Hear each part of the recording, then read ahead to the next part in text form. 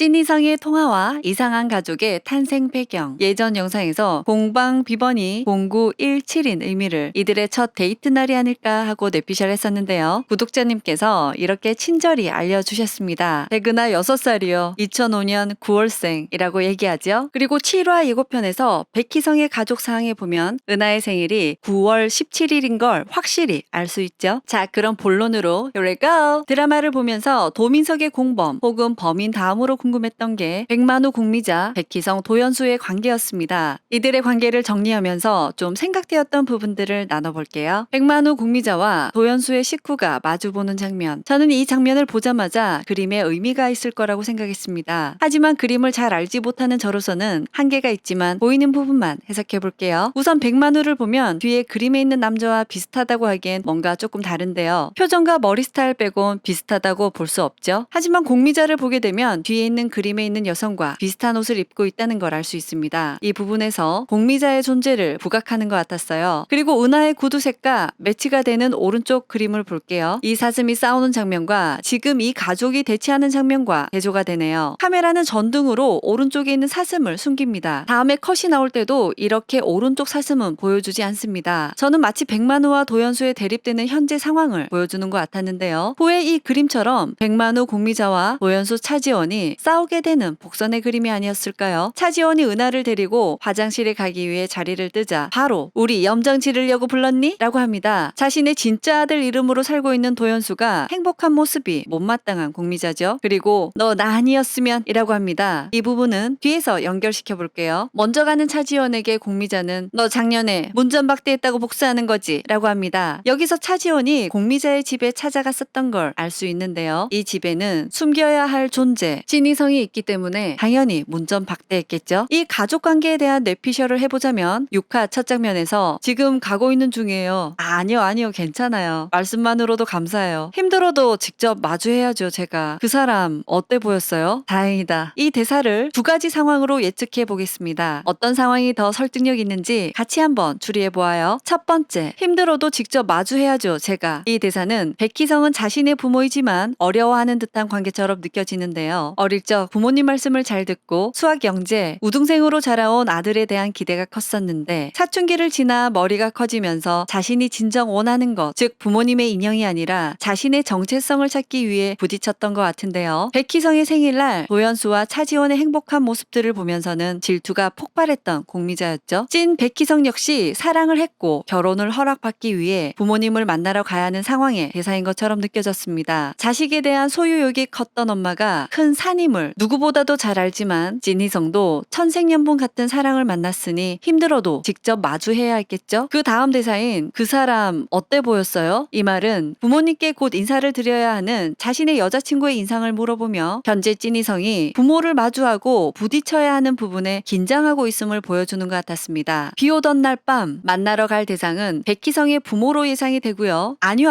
괜찮아요. 이 부분은 내가 같이 가줄까? 혹은 말 잘해 놓을게에 대한 답인 것 같고 백희성의 집안이나 처지를 훤히 아는 사람 같아 보이죠. 두 번째, 힘들어도 직접 마주해야죠 라는 대사에서 알 수 있듯이 찐희성에게 무슨 힘든 일이 있었던 상황인 것 같았죠. 그리고 그 사람 어때 보였어는 그 사람 얼마나 다쳤어요? 라고 볼 수 있을 것 같고요. 다행이다 라는 말은 그 사람 많이 안 다쳤다 라는 말에 대한 대답인 것 같았습니다. 이렇게 찐희성은 백만우 혹은 공미자의 잘못을 알고 있습니다. 이 부분은 의료사고였거나 백만우가 범인이거나 둘 중에 하나겠죠. 설마 이 대화의 대상이 백희성이 심어둔 사람 언어장애로 나왔었던 가정부 아줌마는 아니겠죠? 찐희성은 이렇게 집으로 가는 길에 전화를 하고 가다가 도연수를 치게 됩니다. 백희성은 119를 부르려고 했지만 도연수가 병원은 안 된다고 했죠. 그래서 백희성은 자신의 집으로 도연수를 데리고 왔던 것 같습니다. 도연수가 병원에 누워있는 장면에서 흥분하는 공미자에게 백만우는 그렇게 흥분하다가 15년 전에 우리한테 무슨 일이 벌어졌는지 잊었어? 라고 합니다. 이 대사로 봤을 때 백희성을 이렇게 만든 건 공미자였음을 추리할 수 있습니다. 갑자기 교통사고 당한 도연수를 집에 데리고 와서 공미자가 펄쩍 뛰며 화를 냈을 수도 있고 아니면 그 일로 백만우와 다투던 가정에서 공미자가 흥분이 되어 아들에게 손찌검을 했거나 던지고 부수는 버릇이 있던 공미자가 흥분해서 던진 둔기에 아들이 급소를 맞으면서 혼수 상태까지 가게 된 게 아닐까 추측됩니다. TV에서 도연수 이야기가 나오자 흥분한 공미자는 도연수의 뺨을 때립니다. 이내 진정하고는 차지원은 도연수에게 이놈의 손버릇은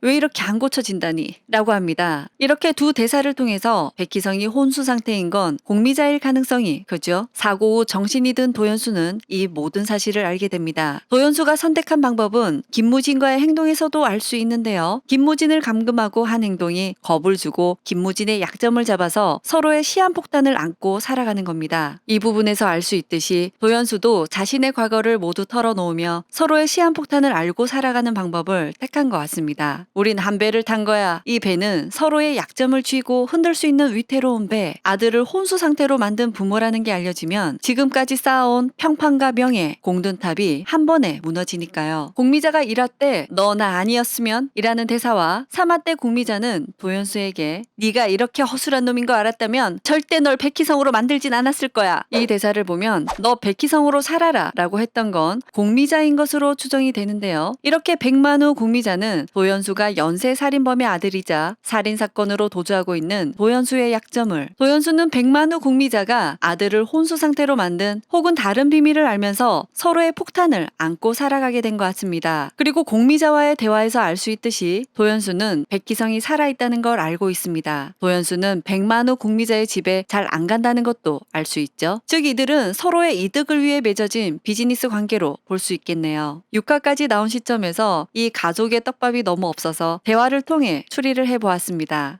참고로 공미자가 운영하는 약국의 이름은 자신의 이름을 딴 미자 약국입니다. 반면에 차지원의 엄마 문영옥이 운영하는 슈퍼 이름은 은하수 슈퍼이고요. 전 이 상어에서도 캐릭터의 성격이 반영된 것 같았습니다. 병원신에서 공미자는 우리 식구끼리 좀 있고 싶은데 라는 부분에서 사돈인 문영옥은 아주 어이없어하며 놀라는데요. 하트를 그리며 인사하는 은하를 보고도 예뻐하지 않으며 안아주지도 않던 공미자, 다쳐서 입원한 도연수를 보고도 다짜고짜 화부터 내는 공미자였죠. 그녀가 식구라고 말하는 테두리는 아주 좁고 이기적인 그녀의 성격과 닮은 듯이 보입니다. 공미자는 차지원에게 전화로 딸은 엄마 팔자 닮는다며 네 엄마 남편 잡아먹었잖니? 이렇게 공미자는 얼음짝 같은 말을 퍼붓습니다. 대조적으로 도혜수가 우리 현수라고 했던 것처럼 우리 사위라고 말하던 문영옥이었죠. 늘 딸내외 곁에 살면서 은하를 봐주고 사위를 아들같이 예뻐하는 문영옥, 많은 별들을 품는 은하수처럼 식구의 바운더리를 훨씬 넓게 잡고 있는 문영옥의 성품처럼 큰 사랑이 느껴지는 슈퍼 이름 같지 않나요? 찐희성은 혼수 상태로 누워있고 가짜 희성 도연수는 멀쩡한 것 같지만 현재 자신의 상태는 그에 못지않게 위태로운 상황에 놓여 있는데요. 7화에서는 찐희성은 과연 깨어날지, 자신의 남편이 도연수라는 사실을 알게 된 차지원은 어떻게 이 사건을 해결해 나갈지가 기대됩니다. 이제 드중이는 다음 영상에서 만날게요. 그럼 안녕!